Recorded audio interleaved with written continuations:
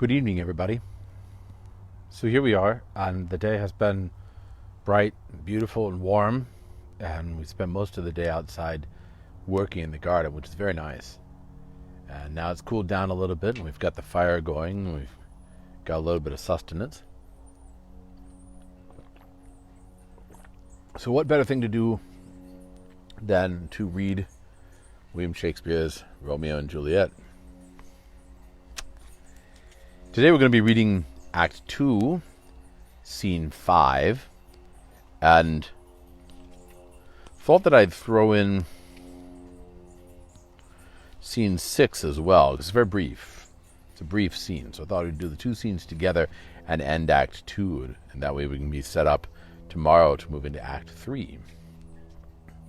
Remember up to this point that the themes that we have been harping on have been the scholastic debate of the 13th century, the ideas of which have carried over into the century of Shakespeare. And the scholastic debate was a debate about the legitimacy, or about the nature of language and thought, and whether language and thought connected to something beyond this world, or whether it did not connect to anything at all and was merely a fabrication or a construct of the human mind. The nominalists, who believed that it was a name only that the thing was represented, held that there was no other world, and that there was simply this world, and we used words in order to distinguish one thing from another.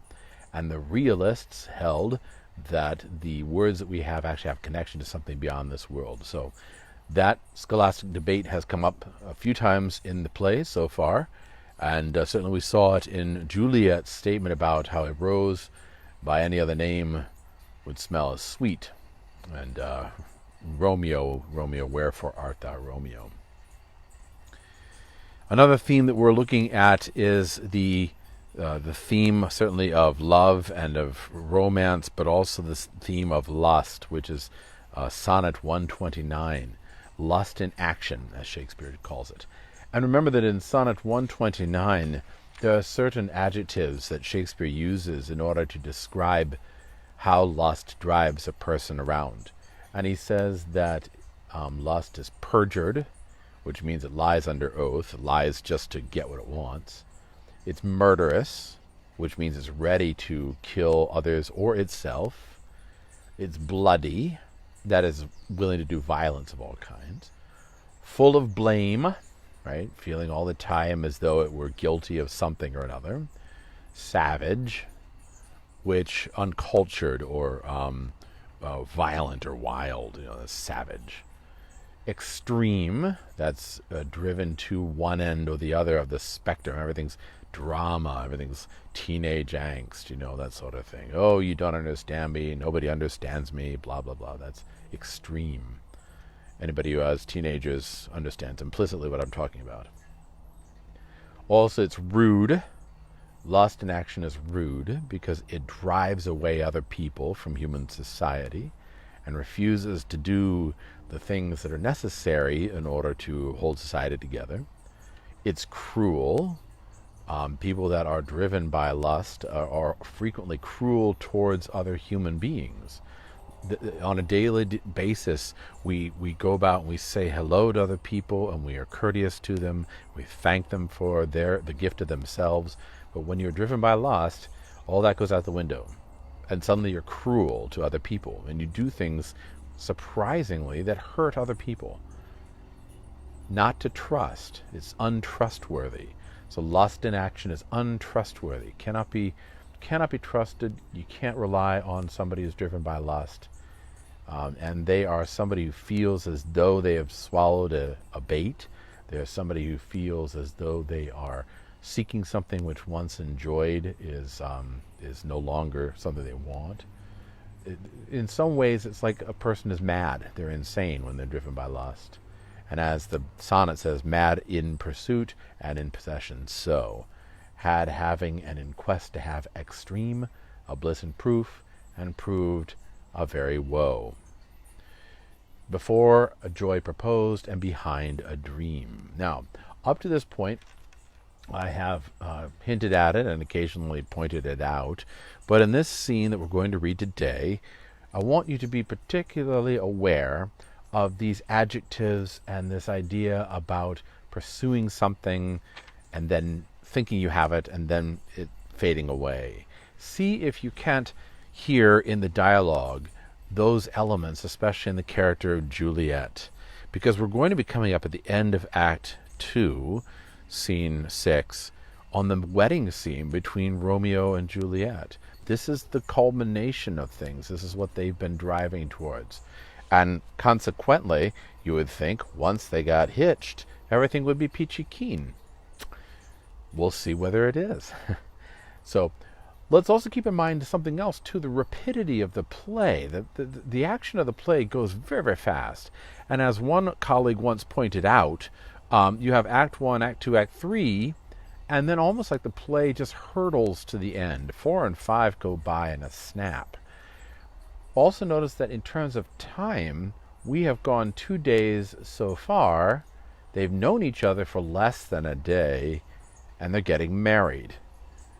If that doesn't seem odd to you, perhaps we need to chat further, because most people find that very odd. Even in Shakespeare's day, it would have been odd. Day 1, there was a big fight that began the play, in the party. Romeo and Juliet met, and then there was the balcony scene. And right after that, in the morning after that, Romeo goes to Friar Lawrence. Larry agrees to marry them. You have the scene with the boys hanging out, and then you have the marriage here.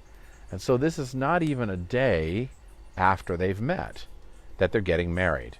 It is an extremely short courtship, to say the least. So let's read Act 2, Scene 5 together with Juliet and her nurse. Hopefully you have a bit of fortification with yourself and you have your text, so you're ready to go. And as we go through, try and keep in mind what I said about the nature of lust in action here. And also, if you notice anything about the scholastic debate, feel free to comment on that too, because there are still elements of that coming up, the nature of words and the like. Act 2, Scene 5, Romeo and Juliet. Enter Juliet. The clock struck 9 when I did send the nurse. In half an hour she promised to return. Perchance she cannot meet him. Oh, that's not so. Oh, she is lame. Love's heralds should be thoughts, which 10 times faster glide than the sun's beams, driving back shadows over lowering hills. Therefore do nimble-pinioned doves draw love, and therefore hath the wind swift Cupid wings. Now is the sun upon the highmost hill of this day's journey, and from 9 till 12 is 3 long hours, and yet she is not come. Had she affections and warm youthful blood, she would be as swift in motion as a ball. My words would bandy her to my sweet love, and his to me. But old folks, many feign as they were dead, unwieldy, slow, heavy, and pale as lead. Enter nurse with Peter. Oh, God, she comes. Oh, honey nurse, what news? Hast thou met with him? Send thy man away.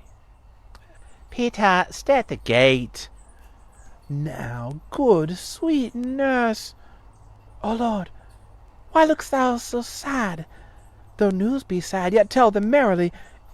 If good, thou shamest the music of sweet news by playing it to me with so sour a face. I am a-weary. Give me leave a while. Fie, how my bones ache. What jaundice have I had? I would thou hadst my bones, and I thy news. Now come, I pray thee, speak. Good, good nurse, speak. Jesu, what haste! Can you not stay a while? Do you not see that I'm out of breath? How art thou out of breath, when thou hast breath to say to me that thou art out of breath? The excuse that thou dost make in this delay is longer than the tale thou dost excuse. Is thy news good or bad? Answer that. Say either, and I'll stay the circumstance. Let me be satisfied. Is it good or bad? Well, you've made a simple choice. You know not how to choose a man. Romeo, no, not he. Though his face be better than any man's, yet his leg excels all men's, and for a hand, and a foot, and a body. Though they be not be talked on, yet they are past compare. He is not the flower of courtesy, but I warrant him as gentle as a lamb. Go thy ways, wench, serve God. What have you dined at home? No, no, but all this did I know before. What says he of our marriage? What of that? Lord, how my head aches! What a head have I! It beats as it would fall in 20 pieces. Oh, and my back on the other side. Oh, my back, my back. Beshrew your art for sending me about to catch my death with Johnson up and down. I'faith, I am sorry that thou art not well.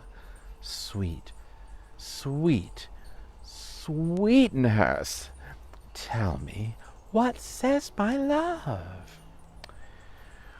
Your love says, like an honest gentleman, and a courteous, and a kind, and a handsome, and I warrant a virtuous. Where is your mother? Where is my mother? Why, she's within. Where should she be? How oddly thou repliest. Your love says, like an honest gentleman, where is your mother? Oh, God's lady dear, are you so hot? Mary, come up a trow. Is this the poultice for my aching bones? Henceforward do your messages yourself. Here's such a coil. Come, what says Romeo? Have you got leave to go to Shrift to-day? I have. Then hie ye hence to Friar Lawrence's cell. There stays a husband to make you a wife. Now comes the wanton blood up in your cheeks. I'll be in scarlet straight at any news. Hie ye to church. I must another way, to fetch a ladder, by the which your love must climb a bird's nest soon when it is dark. I am the drudge, and toil in your delight, but you shall bear the burden soon at night. Go out to dinner, hie to the cell. Hie to high fortune, honest nurse, farewell. Exeunt. Scene 6. Friar Lawrence's cell. Enter Friar Lawrence and Romeo. Friar Lawrence. So smile the heavens upon this holy act, that after hours with sorrow chide us not. Amen, amen, says Romeo. But come what sorrow can, it cannot countervail the exchange of joy that one short minute gives me in her sight. Do thou but close our hands with holy words, and love-devouring death do what he dare. It is enough. I may but call her mine. These violent delights have violent ends, and in their triumph die, like fire and powder, which as they kiss consume. The sweetest honey is loathsome in his own deliciousness, and in the taste confounds the appetite. Therefore, love moderately. Long love doth so. Too swift arrives as tardy as too slow.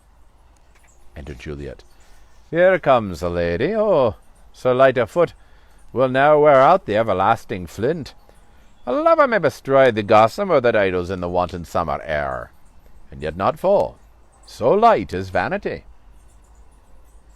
Good evening to my ghostly confessor. Romeo shall thank thee, daughter, for us both.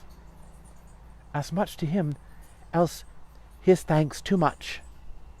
Ah, Juliet, if the measure of thy joy be heaped like mine, and that thy skill be more to blazon it, then sweeten with thy breath this neighbour air, and let rich music's tongue unfold the imagined happiness that both receive in either by this dear encounter. Conceit, more rich in matter than in words, brags of his substance, not of his ornament. They are but beggars that can count their worth. But my true love is grown to such excess, I cannot sum up some of half my wealth. Come, come with me, and we will make short work. For by your leaves you shall not stay alone, till Holy Church incorporate two in one. Exeunt. Well, there it is. And just to point out a few things, I find it really intriguing, Juliet's focus of what she wants to know about. So I ask this in the form of a question. Back here in scene 5, Act 2, what is it that Juliet wants to find out from the nurse? Does she want to find out that Romeo loves her? Does she want to find out that Romeo's handsome? Is she terribly concerned about whether Romeo has a fortune? Or whether he is faithful? Or whether he is honest? Does she ask the nurse to find out whether or not he has the support of his family? Does she ask the nurse about the nurse's opinion of Romeo in terms of his character? What is the thing that she's really concerned about? It's very interesting here, back in scene 5, where Juliet says, "All this did I know before. What says he of our marriage?" Why would she be so concerned about Romeo's response to the idea of getting married? Has she been plotting to get Romeo married to her, to entice him in? Could one say that her focus is primarily on getting married to someone rather than getting married to Romeo? Why do you think she's so keen to marry the son of her enemy? She knows Romeo is the son of her enemy. Why would that be a big deal for her? What might really tick her parents off a lot? Would it be that their only daughter and heir to their whole fortune was getting married to their mortal enemy? Would that tick off Mommy and Daddy? Seems to me it would. And her whole focus is on that. The fact that she doesn't focus on his honor or his virtue or what the nurse's opinion is quite startling, really. And the nurse even points out at one point here, in the speech just before that, if you look, she says, "You have made a simple choice. You know not how to choose a man." And it could be that she's teasing her, right? That's okay. We can read it that way. She's teasing her. You know, Romeo's a great guy. You don't know how to choose a man. But on the other hand, it could be that she's making a statement. You don't know how to choose a man. You chose this guy, Romeo. That's not a good choice. That maybe her choice, the nurse thinks, maybe her choice is something which is going to backfire on her. It's not a good idea. And then the nurse actually says, "Where's your mother?" Right? Breaks in. He's an honest gentleman and courteous and kind and handsome. And I figure he's probably virtuous, right? I warrant virtuous. And then she breaks in and says, "Where's your mother?"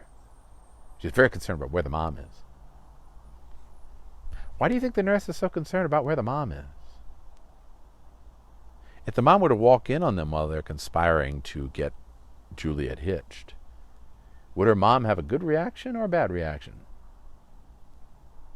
Would Lady Capulet approve of such a marriage? And if not, why not? Our normal reading, or the reading that most people give, is that Lady Capulet and Lord Capulet are just jerks. And Lord Montague and Lady Montague are just jerks. And the fact that they keep their kids apart means that they're jerks. But consider for a minute, especially if you have your own kids, right? If you are a parent. Your son or daughter comes home and tells you, "I'm going to get married to a meth addict." Or, I'm going to get married to this girl who's been using me and taking all of my money and is hanging out with other guys. But we're going to get married. Would your opinion then be good or bad? Would you object to the marriage? Would it be irrational for you to do so? Seems to me Shakespeare is setting up a situation here where Lady Capulet and Lord Capulet have every reason to object to this romance. And the nurse objects to it. And Mercutio somewhat objects to it. And Tybalt objects to it. Everybody seems to object to it who knows about it. Even Friar Lawrence at first does. And what is the saying? If one person calls you a jerk, then they're probably wrong and you aren't a jerk. But if everybody calls you a jerk all the time, you're probably a jerk. I mean, it's something like that. If everybody in the play is saying this is a bad idea, I mean, even the chorus, for goodness sake, says they're star-crossed lovers. I mean, even the chorus is saying this is a bad idea.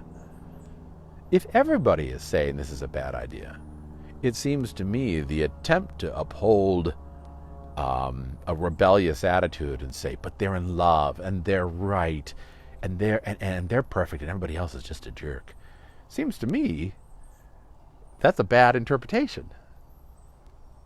You know, when everybody thinks you're a jerk, you might be a jerk.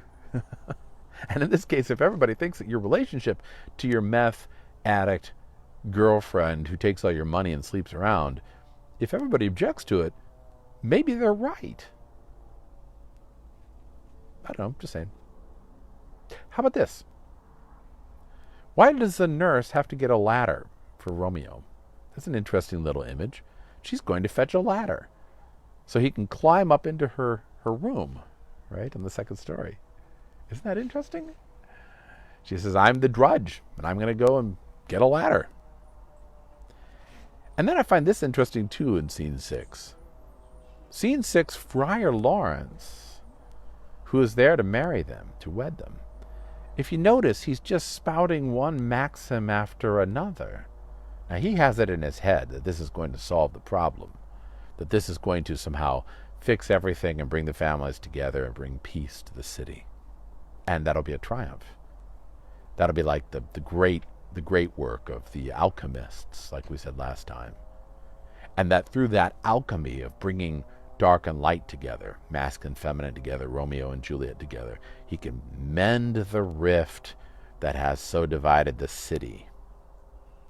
And remember here that we're talking a metaphor, the macrocosm and the microcosm, right? The microcosm is the city of Verona here on the globe stage of Shakespeare. The macrocosm is Europe itself. So if we mend the city of Verona, the two families of Montague and Capulet, through this alchemical bond between the dark and the light, the sun and the moon, then it's a metaphor for the macrocosm mending of the brokenness of Europe. Europe was very broken at the time. You know, we'd already gone through in the 1500s, as we mentioned during the historical episode, we'd already gone through the catastrophe of the 1300s with the Black Death, and before that the starvation and the moving to the Avignon papacy. We'd gone through the attempt to revivify things in the Renaissance. We'd gone through the 100 Years' War, and we'd gone through the War of the Roses, and we'd gone through the split from Rome, the Reformation with Martin Luther. We've gone through the Henry VIII's split from Rome, and then we are immersed now in the story of Elizabeth, who tried to hold England together, and then James after her. And so really it's kind of a mess. Europe's a mess at this point. And it's very much at war with itself, very much like Verona is at war with itself. And so Verona is like the microcosm for the macrocosm of Europe. And in that sense, the alchemist, the alchemical attempt, is to unite not just Verona, but the whole of Europe by bringing together these two contrary houses that are fighting with one another. If you were to meld the idea of alchemy in history with the idea of the scholastic debate, it really is a melding together of the nominalists and the realists. If we could meld them together, we could fix everything. And the rift between one part of Europe and another part of Europe would be mended. And then we would have eternal life. We would have an eternal Europe. Isn't the whole idea of Rome itself as an eternal city, or the idea of the empire as an eternal empire, isn't that something which Europeans even now dream of? So Shakespeare, in a way, is embodying that in this character, Friar Lawrence, who seeks to mend the rift between Montague and Capulet.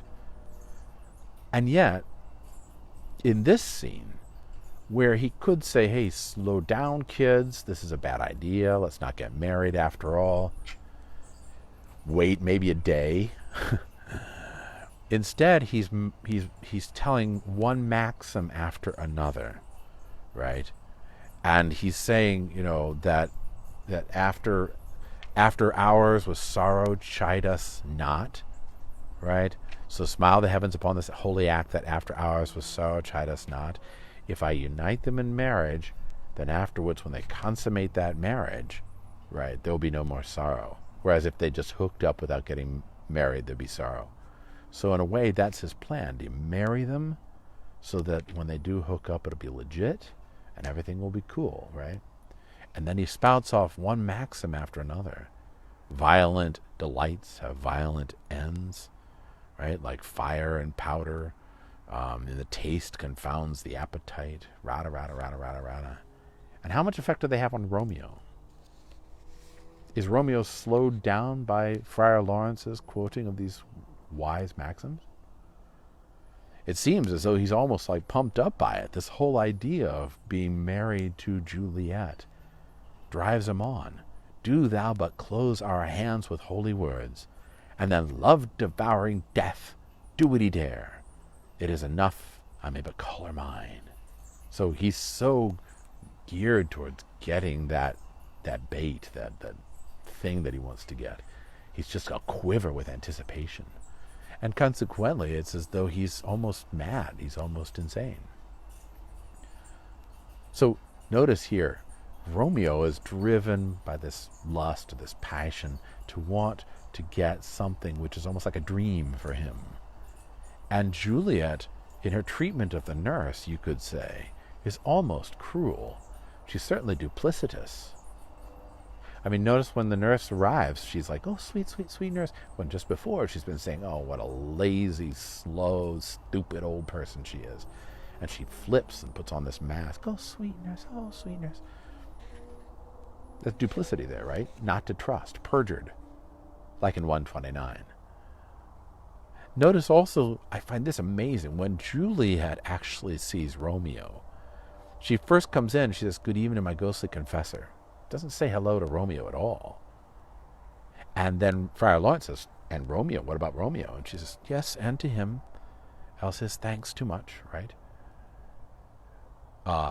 That's a weird treatment of Romeo. If Juliet's all on fire, truly in love with Romeo, wouldn't she be like, hey, Romeo, I'm so glad to see you, da, da, da, singing in the rain, and it'd be like Audrey Hepburn and when in Roman Holiday or something, she'd just be so happy to see Gregory Peck. But here, that doesn't happen at all. This is a very cool reception she gives to Romeo. And when Romeo expresses himself at the end of the act, right? Ah, Juliet, if the measure of thy joy be heaped like mine, and that thy skill be more to blazon it, then sweeten with thy breath this neighbor air, and let rich music's tongue unfold the imagined happiness that both receive in either by this dear encounter. That's kind of passionate, right? It's like, wow, Juliet, I'm so glad to see you. I'm also glad to get married to you, and glad to get alone with you. And Juliet says, this is interesting, conceit, imagination, right? Imagination, more rich in matter than in words. Brags of his substance, not of ornament. What? What? I'm sorry, what? That's a very strange response to Romeo. He's like, I'm so glad to see you, Juliet. Imagination? What? She's like lecturing him or something? I'm not really sure what this is supposed to entail here.